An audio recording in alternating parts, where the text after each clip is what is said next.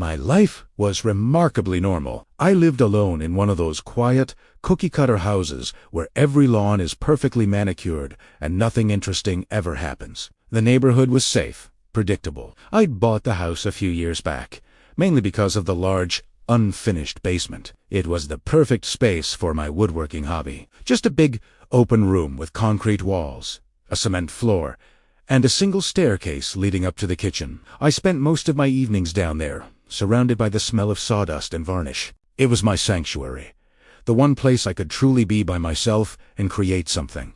I knew every inch of that basement, every crack in the concrete, every water stain, every cobweb in the corners. Or so I thought. It was a Tuesday night. I'd gone downstairs after dinner to finish sanding a small table. The air was cool and damp.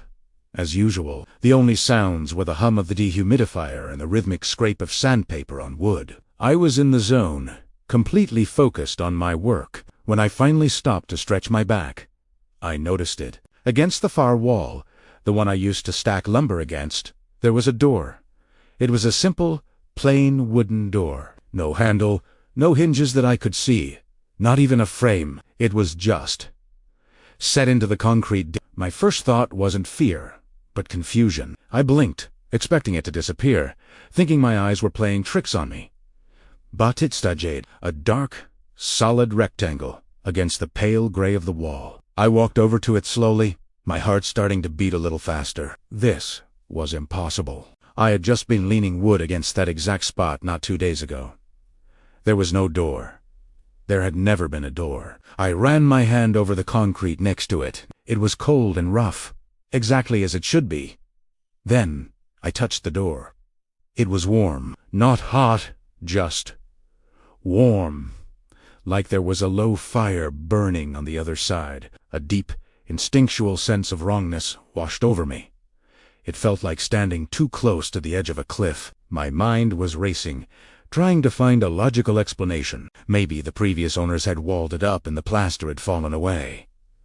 But that made no sense. This was a solid concrete foundation wall, and the door itself looked new, yet ancient at the same time. The wood was dark and smooth, with no grain I could recognize. I didn't sleep well that night. Every creak of the old house sounded like a footstep. I kept picturing the door, that warm, silent rectangle in my basement. The next morning, I hesitated before opening the basement door. Taking a deep breath, I flicked on the light and went down, and it was gone. The wall was just a wall, solid, unbroken, concrete. Primera rushed over my hands, searching the surface. There was nothing.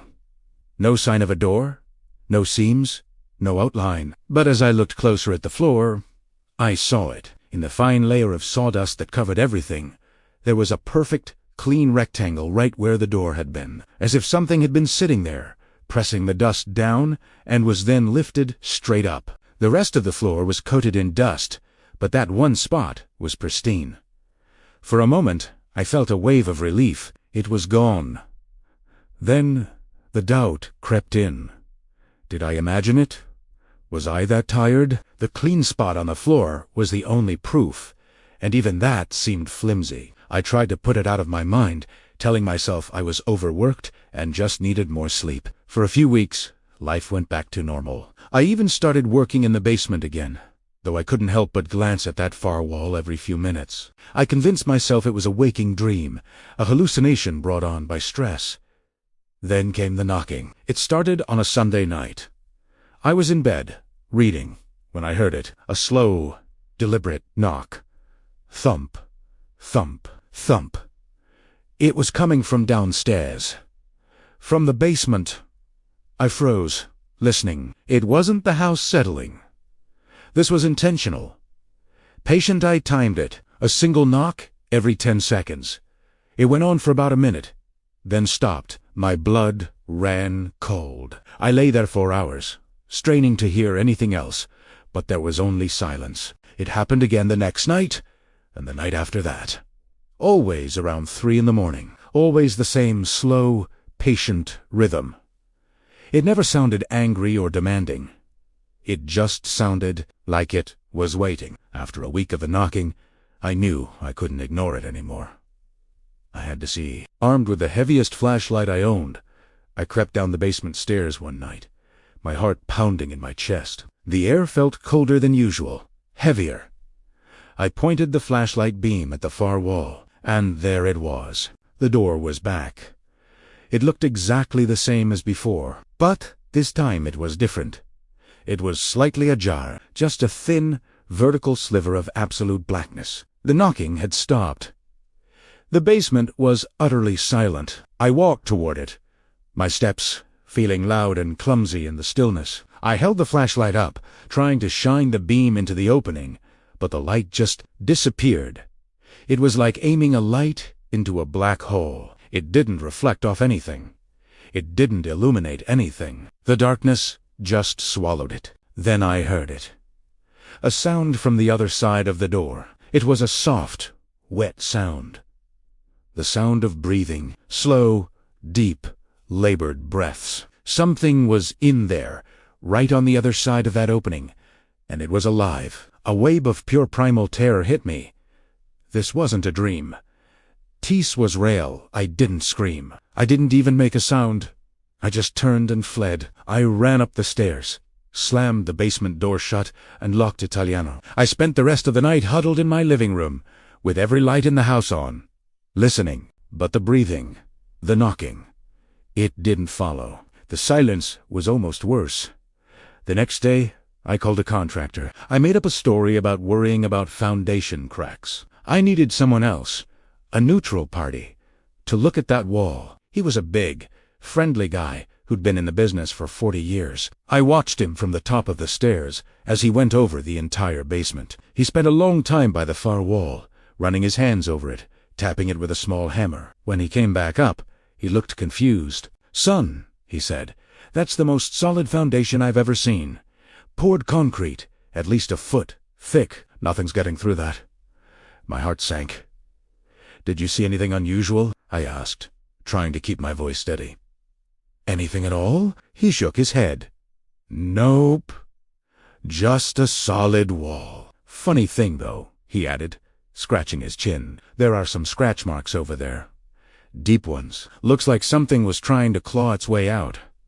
He chuckled. "But the weird part is, they're on the outside of the wall. Your side?" I just stared at him. The scratches weren't from something trying to get out. They were from something trying to get in. That was it for me. I couldn't stay in that house another night. I didn't care about the money or the hassle. I called a real estate agent the next day and told her to sell it fast. I packed a few bags, left most of my belongings behind, including all my woodworking tools, and moved out. I found a small apartment on the 3rd floor of a new building. No basement, no old walls. Just clean, modern drywall, and quiet neighbors. For a few months, I finally felt safe. The memory of the door and the breathing began to feel distant, like a nightmare I was slowly forgetting. I started to think I had escaped, that I had left it behind in that house. Then, last night, I was getting ready for bed. I walked out of the bathroom and glanced at the wall in my bedroom.